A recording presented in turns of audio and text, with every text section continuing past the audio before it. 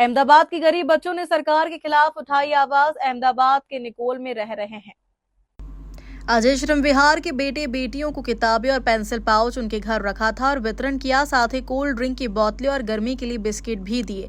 ये students auto सिंघरवा से आए थे। उनकी मांग है कि सरकार हमें स्कूल यूनिफॉर्म दे, लेकिन हम स्कूल नहीं जा रहे हैं।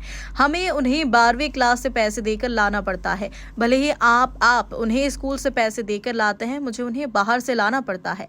अगर स्टूडेंट है, कहाँ है कि हम मेहनत करके पैसे कमाएंगे और अपनी स्कूल यूनिफॉर्म खुद बनवा लेंगे। हमें सरकार से यूनिफॉर्म नहीं चाहिए। अब तो हद हो गई, आप गरीब लोगों का मजाक उड़ा रहे हैं। बेटियां ऐसा कहती हैं, प्लीज मेरा मजाक मत उड़ाओ। अगर कपड़ा देना है तो अच्छे दो, नहीं तो हमें नहीं चाहिए। अगर कोई डोनेशन देना चाहता है तो एक बेटा गोद लेकर उसे पढ़ा सकता है, इससे मुझे मदद मिलेगी। मैं यह कह रही हूँ, लेकिन आप भी मेरे साथ एक सर्विस का फायदा उठाओ। एक छात्र कोई बड़ा दानी नहीं होता।